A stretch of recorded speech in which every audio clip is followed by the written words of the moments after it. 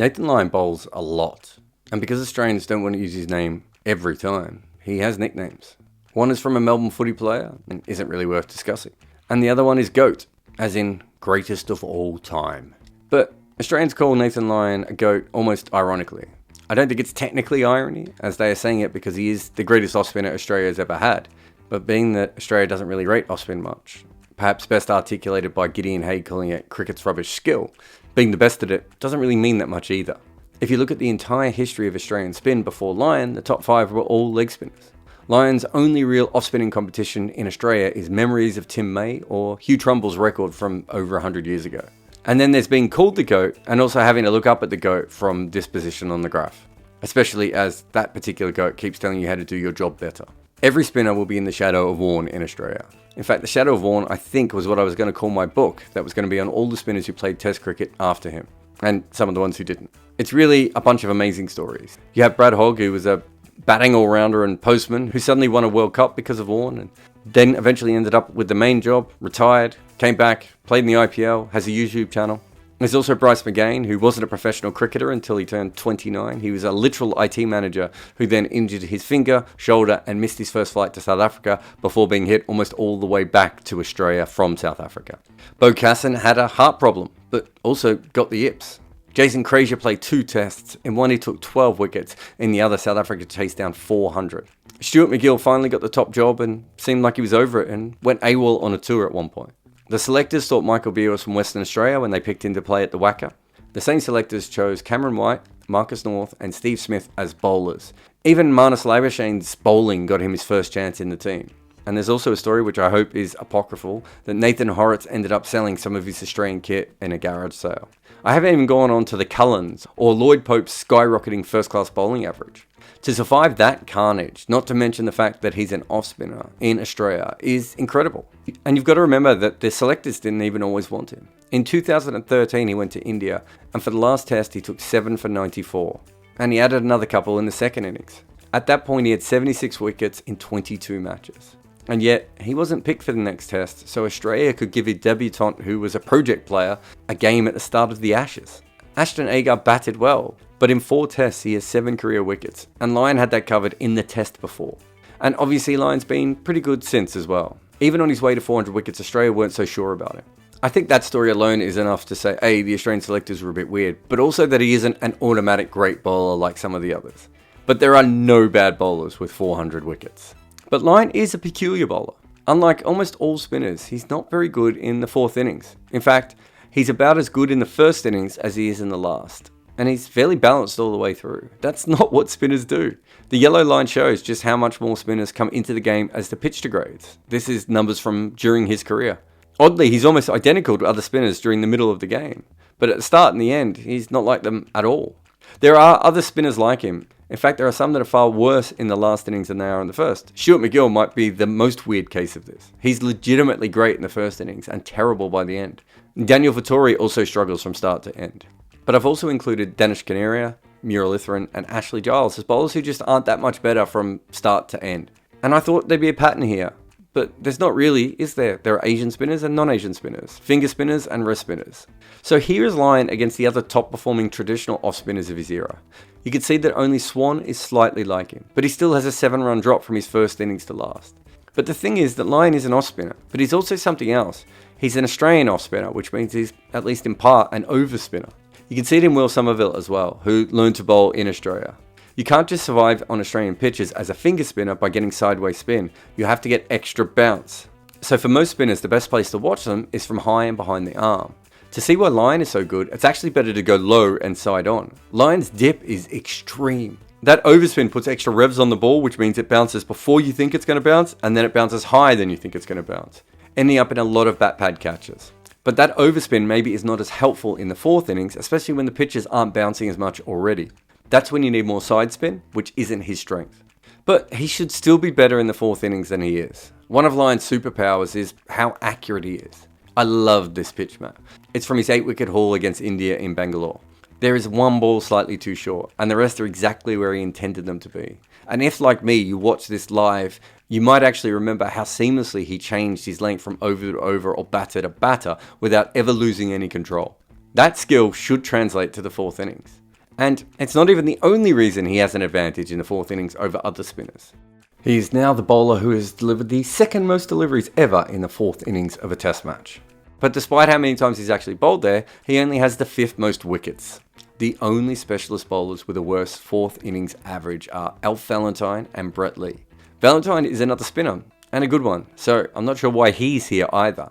But you can see that Lyon is pretty much an outlier. And he's Warne at the top with a good but maybe not quite as breathtaking average as you would expect. Murali has a slightly better record. But of the modern day great spinners, it's Rangana Harath and Ashwin with the tastiest stats. And if you're looking for the all-time best bowler in the fourth innings of a match, well, Bisham Baby might be your man. And if you're looking for the best seamer, that's probably Curtly Ambrose. But for us, maybe the most interesting player here is Moeen Ali. He's in no way a better spinner than Lyon, but they are similar in that neither of them come from spin-friendly regions. But Moeen Ali absolutely pumps people in the fourth innings. And I wonder if it's just as simple as the fact that he bowls with a lot of side spin and Lyon bowls with a lot of overspin.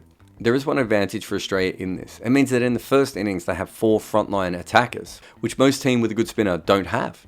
But it also means that they don't have a lockdown wicket-taking tweaker for the fourth innings when the games get really tight. And remember this map I showed you of Lyon's 8 for 50 against India? I forgot to say that this was Lyon in the first innings of that match at Post-Warne. But Australia lost that match. They had an 87-run lead at the halfway point. But in the third innings, on a spinning pitch, he'd just taken an 8 for on. Lyon didn't take a wicket. Ashwin then came on and cleaned up Australia, taking 6 for 41 to win the match in the fourth.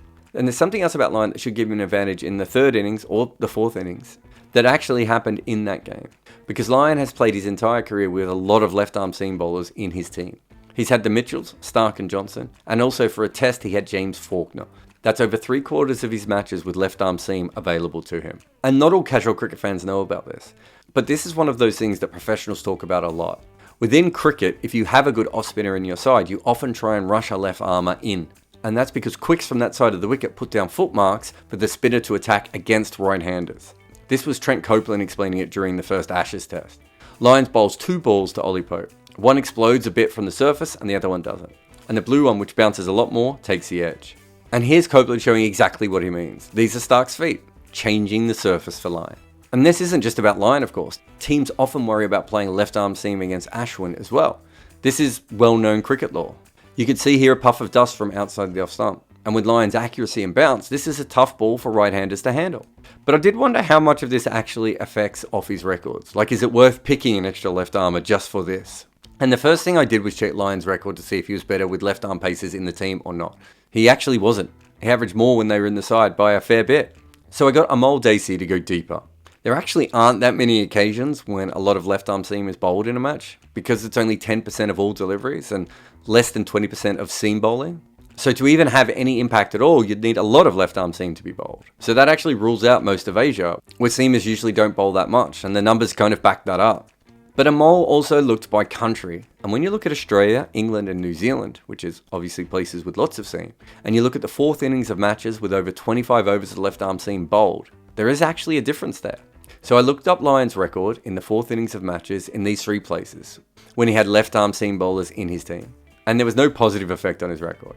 When he didn't have any left-arm seam in these locations from only 6 tests, he actually blitzed, and that's quite a small sample size. But it is also another example of things that should be in Lyon's favour for the fourth innings that actually, for some reason, don't seem to help him that much. Oh, and I'm going to use this one more time, not just because I like it, but I do. One of the knocks on Lyon has always been that he sticks to his method no matter what.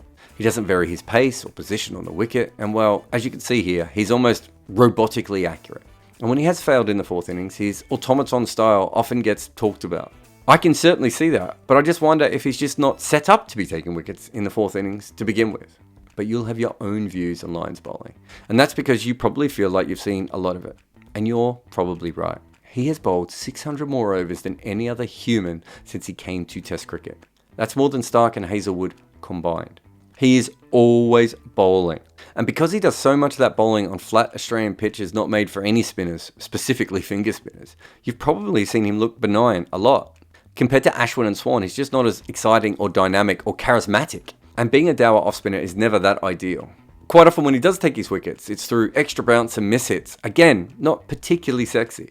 And there's also the fact that he's not the major wicket taker in that time, despite bowling so many more overs. And part of that is because he's a spinner whose home is outside of Asia. There are 3 outliers on this list: Moeen Ali, Ishant Sharma and Nathan Lyon. They're all specialists in things that don't really work at home, so they should by definition have worse numbers. Sometimes you do get players like this who have really good records because they're only used in favourable conditions. But Lyon, Ishant and Moeen were used everywhere all the time, and it does affect your record after a period. But during Lyon's career, spinners travelling to Australia have been destroyed. In fact, through history this has happened. You would expect him to be better than them, but even still, this is an incredible record at home considering players like Harath, Ashwin and Swan have struggled when travelling to Australia. But the weird thing is, in Lyon being so good in Australia, it seemed to limit his growth as a player outside of Australia. But Nathan Lyon has a lot of wickets. You can question how good he is and the veracity of the GOAT claim up against Hugh Trumbull's numbers if you want. But to take 400 wickets in what is a hostile environment for what you do is incredibly remarkable. He is good where spinners are not, and he is not good when spinners are. So yeah, he's in the shadow of Warne and probably Ashwin and Swan as well. And the GOAT thing is tongue-in-cheek. But to take 400 wickets as an off-spinner without a magic other ball in Australia is an act of heroic stubbornness. Lyon bowls a lot on pitches that don't suit him. He bowls a lot just to earn a wicket, and he bowls a lot even though he rarely rips through teams. He earned his nickname and the 400 wickets it took him a long time to get. I mean, Nathan Lyon just bowls a lot.